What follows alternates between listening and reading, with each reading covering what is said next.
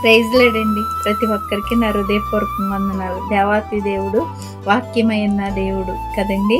ఈరోజు మనతో మాట్లాడబోతున్నారు. యోహాను సువార్త 14వ అధ్యాయము 1వ వచనంలో మీ హృదయములను కలవరపడనీయకుడి. ఆమేన్ కదండి.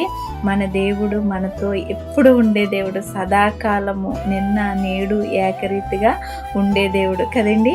అయితే ఈ యొక్క శిశువులను పిలిచి దేవాతి దేవుడు ఏం చెప్తున్నాడంటే, మీరు హృదయాలను పడకండి, ఎందుకంటే నేను వెళ్ళి నన్ను ఈ ప్రజలు ఏం చేస్తారంటే నన్ను సిలువ వేస్తారు, కానీ మీరెప్పుడు ఆందోళన చెందకండి, భయపడకండి, దిగులు చెందకండి.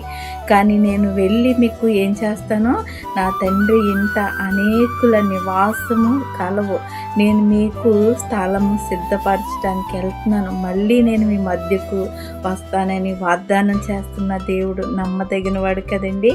అయితే ఈ శిష్యులు ఏం చేస్తున్నారంటే, ప్రభుతో నడిచిన వారు, ప్రభు చేసిన అద్భుత కార్యాలు చూసేవారు, అనేక మేలు చూసేవారు, ఈ ప్రభుని ఎలా విడిచిపెట్టాలా, ఈ ప్రభు లేకుండా మేము ఎలా బ్రతకాలని ఈ యొక్క శిశువులు ఏం చేస్తున్నారంటే కలవరపడుతున్నారు, దిగులు పడుతున్నారు, భయపడుతున్నారు.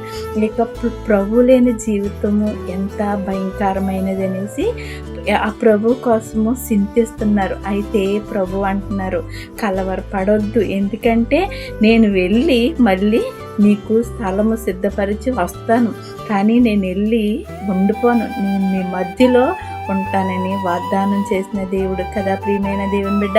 ఎందుకంటే వాగ్దానం చేసిన దేవుడు నమ్మదగిన వాడు. మన హృదయాలు ఎప్పుడు కలవరపడకూడదు, ఎందుకంటే ఆయన వాగ్దానం చేసిన దేవుడు నమ్మదగిన వాడు. మనము ఎప్పుడు ఆయన మన కొరకు ఏం చేశారంటే తన ప్రాణంను పెట్టి మన కొరకు ఏం చేశారండి, తన రక్తాన్ని కార్చారు. అంతేకాదండి, మనకు నివాస స్థలము సిద్ధపరుస్తున్నారు. ఈ యొక్క ప్రభువుని రుచి చూసి ఎరిగిన వారు ఎవ్వరు విడిచిపెట్టలేరండి. ఆయన ప్రేమ ఏంటో, ఆయన కృప ఏంటో ఎరిగిన వారు ఎవరైనా లేకుండా బ్రతకలేరండి. ఈ శిష్యులు కూడా ఆందోళన, కలవరము, భయము, ఎందుకంటే ప్రభు లేని జీవితం ఎందుకు, ఈ 3.5 సంవత్సరాలు కూడా ప్రభుతో నడిచిన ఎంతో అద్భుతమైన కార్యాలు గుర్తు చేసుకుంటూ, ప్రభువా నువ్వు లేకపోతే మేము ఎలా అనేసి అనుకుంటున్నారు ఈ ప్రజలు.